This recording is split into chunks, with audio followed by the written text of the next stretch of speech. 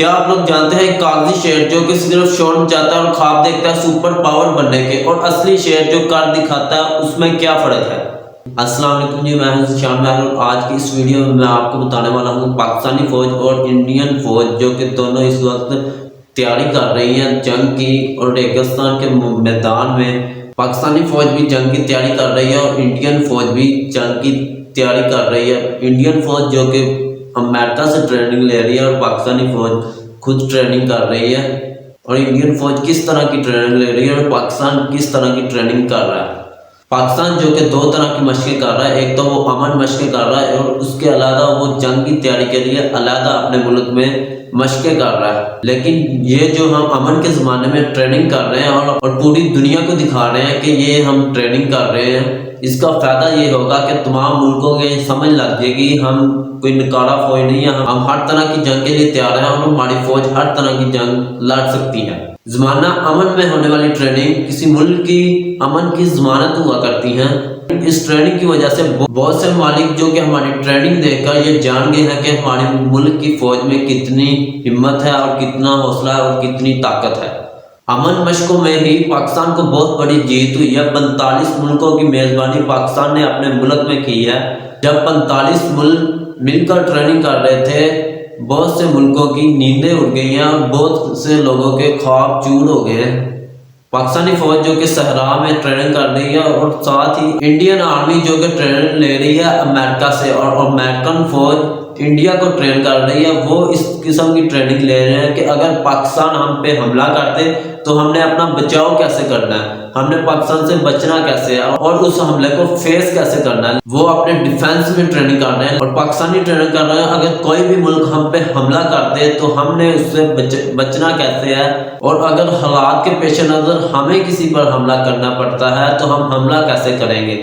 جب ہم لوگ پاکستانی آرمی کو دیکھیں تو وہ بالکل پرسکون نظر آتی ہے، جبکہ انڈین آرمی جن میں خودکشی کی شرح تمام ممالک میں سے سب سے زیادہ ہے، ان کی فوج جو کہ خود ہی خودکشیاں کر رہی ہے، اور انڈین آرمی پوری طرح بکھلائی ہوئی ہے۔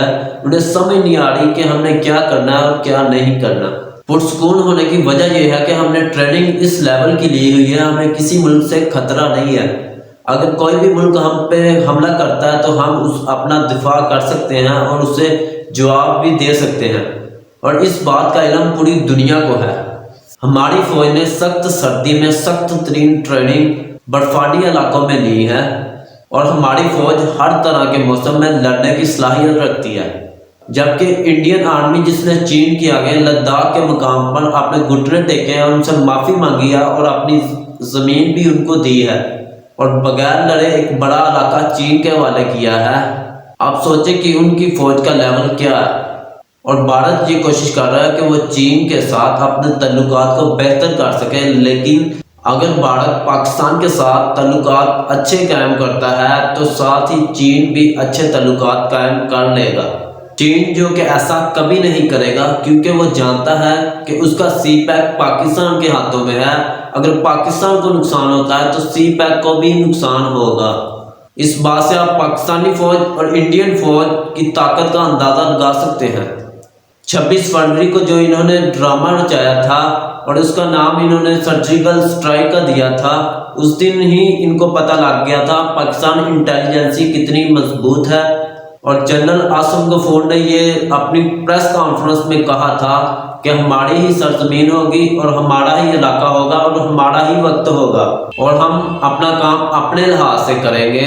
اور 27 فروری کو ہم نے اس جگہ پر حملہ کیا جہاں ان کا آرمی چیف موجود تھا، اور ہم نے حملہ کر کے بتایا کہ اس کو واپس لے جائیں، ہمیں پتہ ہے کہ آپ کا آرمی چیف کہاں ہے، اور ہمیں آپ کی پوری آرمی کی خبر ہے کہ وہ کیسی ہے اور کیا کر سکتی ہے۔ پاکستانی انٹیلیجنسی جس کو پوری دنیا میں مانا جاتا ہے اور پوری دنیا کی نمبر 1 انٹیلیجنسی میں شمار ہوتی ہے۔